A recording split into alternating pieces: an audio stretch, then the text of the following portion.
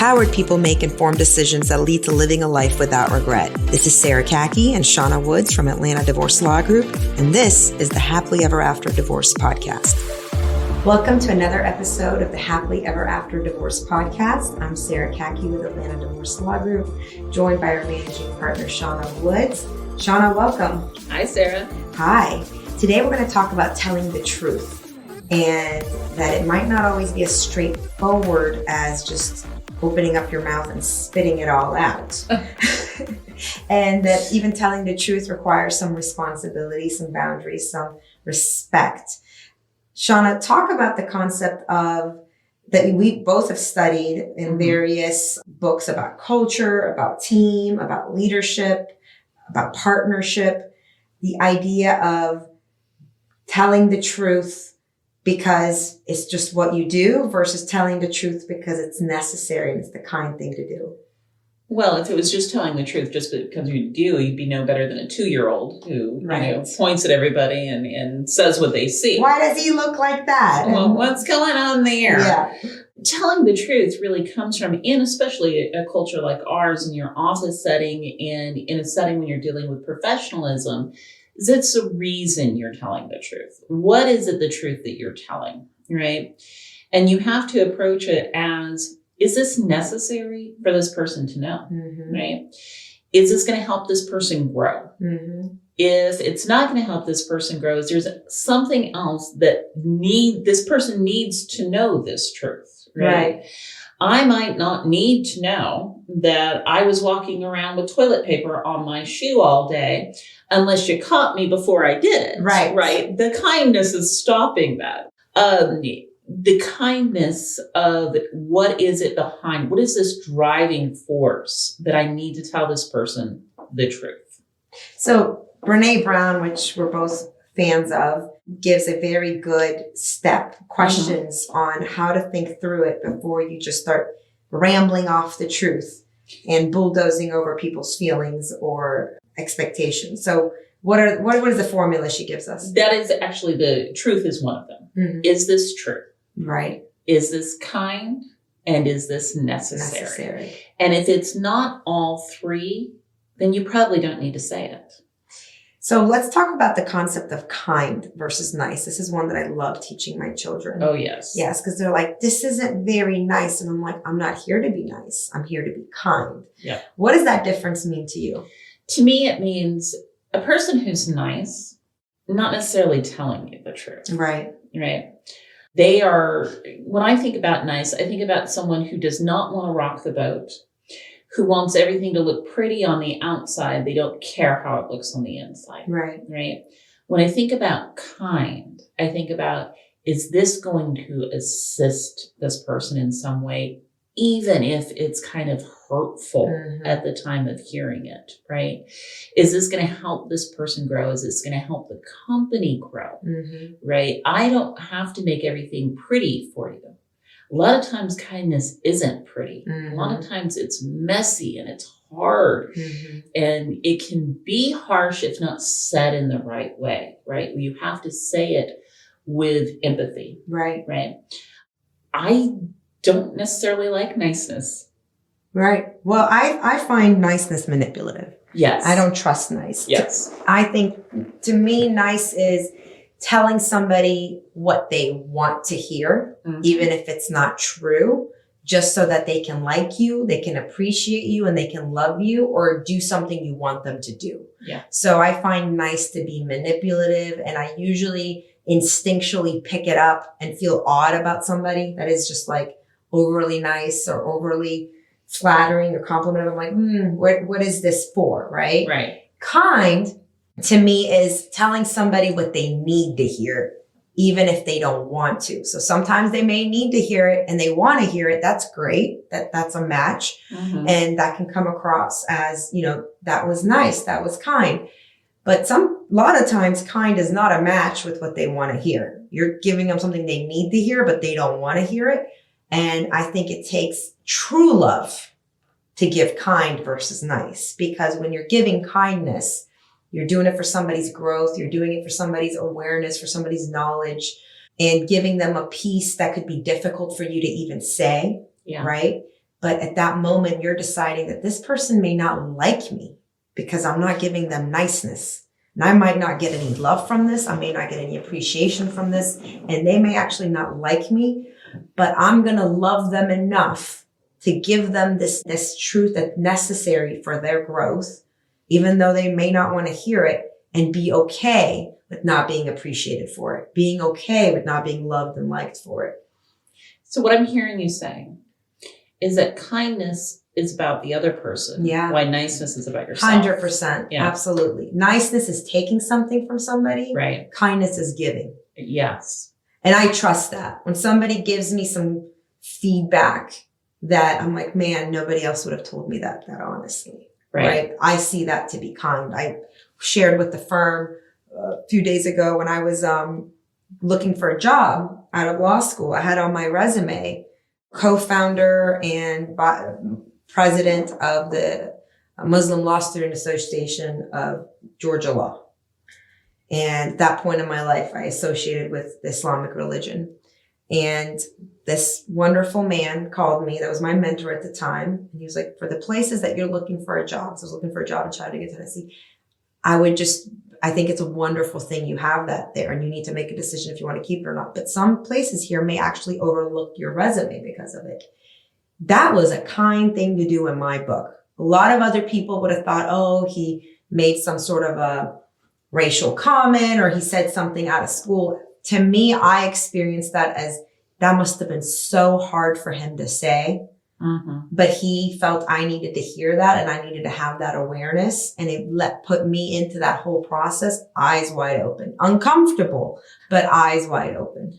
And a lot of times when you're being kind, it is that hard thing to say. It is that you have to think about this as they're not going to like me, maybe. Yeah. They may take this the completely wrong way, but I feel the need because of the care I have for this person or the care I have for this organization that this person needs to hear this. Right. Right. And I guess that's what I mean when I say niceness is I'm not going to rock the boat. Right. Let's just be nice.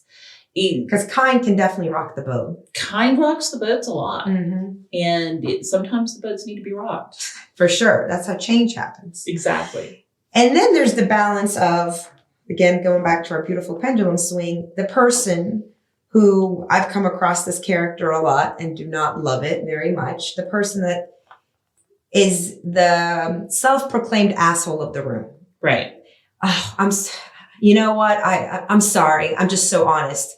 I'm sorry. I'm just brutally honest. I know I'm such an asshole, but I'm so honest. I just have to speak my truth. I just have to speak my truth. And just because you told us you're an asshole doesn't it make it okay that you're an asshole, right? Doesn't change. Just because you said I'm sorry before you were honest doesn't make it okay that you just gave information nobody cared to hear and doesn't do anything for anybody. Right. Or just because you said I'm brutally honest doesn't make it okay that you're being brutal with people. Right. If you think about brutally honest, it means it's that just tells me it's unnecessary because it's brutal. It went beyond what was needed.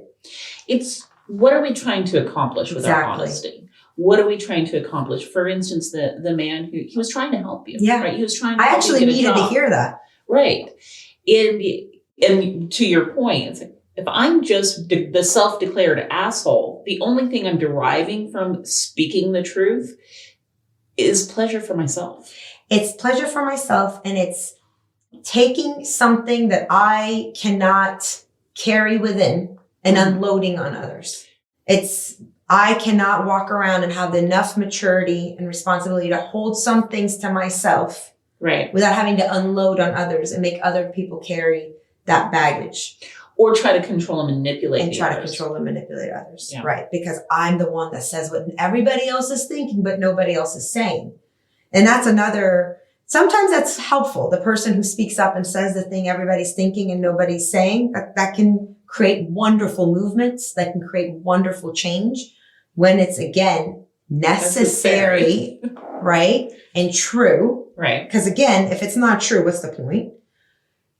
But you do need to check yourself in those moments. I think some people do it just for the sake of being special, where they want to be that voice in that room just to get through special. Yes. And I also think some people do it because they may not have had a voice, Yeah. right? Previously, maybe they were raised in a way where they weren't allowed to voice, what they saw as the truth.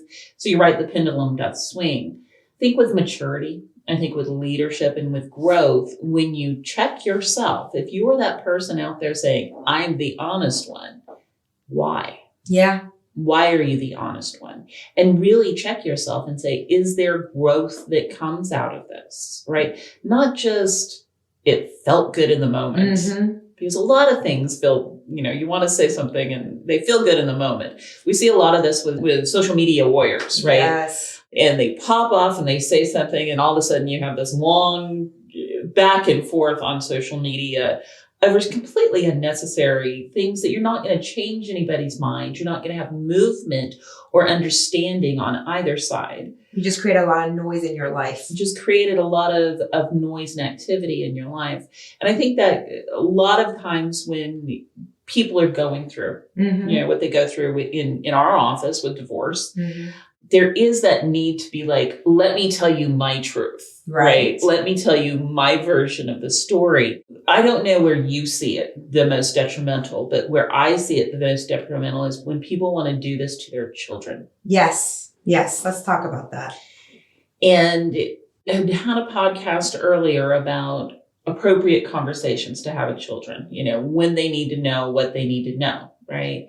And having them lead these conversations. One of the things that courts hate, and I personally just can't stand, is when parents feel like they need to tell the children how bad that other parent was to them. Your daddy cheated on me, or your mommy was with another man, all this information. Right. I'm just being honest. My children deserve to know the truth is one of the phrases that I hear that really goes all over me, because to me, your children deserve to have two parents. Yeah. And you're robbing them of that because of your need to speak the truth to your children. And it's not, in my experience, when the children get older, they don't appreciate that quote unquote honest parent. Yeah. Right. Now, I've seen a lot of adults that have gone through therapy after years where they had really deeply sided with the parent that had given them all of the information and a lot of the truth, quote unquote. And later on in their adult years, they have sat down and thought that through and realized, wow, I was manipulated. I was given a lot of information expecting me to grow up really fast, information that was not necessary for me to know. Right. I felt that as a child when I remember my grandmother, after my grandfather passed, we would go to Iran to visit my grandmother. And in her mourning of my grandfather, she started having like these thoughts about their first beginning of their marriage. And I was 6 years old and she would lay me in bed. These are bedtime stories she would tell me. She would tell me about love letters she would find that my grandfather had written another woman. And I'm 6 years old, had just lost my grandfather that I idolized. Oh my goodness. And I didn't know what to do with this. And to this day, I think back to that. It really impacted me. I didn't know what to do with this information she was sharing with me. Yeah. And it was like, I'm not your friend. I'm not your therapist. I am your grandchild who loves you and thinks of you as the, most amazing human being in the world. So anything you tell me is going to go straight to my heart. And this is my precious time with you as I'm visiting you.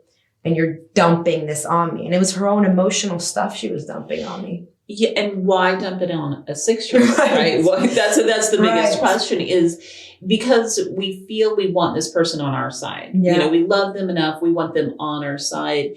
I really had to fight against that with the relationship that I had with my mother was very rocky, right? Very rough relationship that I had with my mom. And a lot of that had to do with an undiagnosed at that time mental illness she had.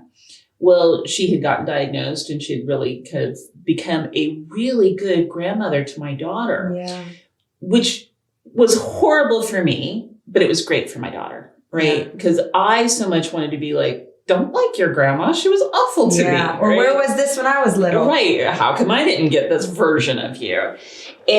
But fighting that. And I distinctly remember when my daughter did find out some other things, as when she was older, and she asked me, she was like, why didn't you ever tell me these things? I said, why would I?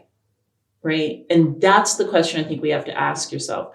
Why are you telling them this? Right. And we had this conversation about parents with mental illness, same as when I was 14 and my father started sharing with me his feelings about life and his depression. And it was like, I don't know what to do with this.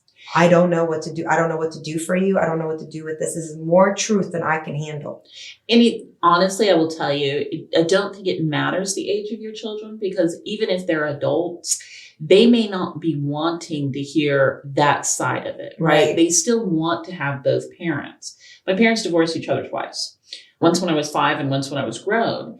And I was very much involved in their divorce when I was grown. And I wish I wasn't, because I did see two sides that I didn't really want to see, right? I didn't want to know all of that stuff. Even as an adult, right? You still want to be able to say and have and choose what you're letting in about this other person. Right. Right. I think that's one of the key things that really we emphasize, because I know it's so hard when you're going through this emotional process, right? It is so hard and you feel so wronged. And even when they want to say, that person destroyed our family, it's your fault the kids don't get a full family, right? You've got to hold that back. It's so unkind. There are a few books that I think we need to bring to the forefront for more further study on this. One is anything by Brene Brown. She talks so much about this. One book that I personally love is A Culture Code, which talks about this idea of candor versus brutal honesty. And it teaches how candor is necessary truth. Yes. That needs to be heard. And it's not a lot of rambling. It's to the point. It doesn't have excess information like brutal honesty or I'm just an asshole, I tell the truth. It does. It is to the point and it's clear and it's simple. And the other book is Candid Conversations. Those are all 3 really, really good books that I would recommend. I think those sound great. Thanks, Shauna. Thank you. Thanks for listening to the Happily Ever After Divorce podcast. If you'd like to learn more, go to atlantadivorcelawgroup.com/resources.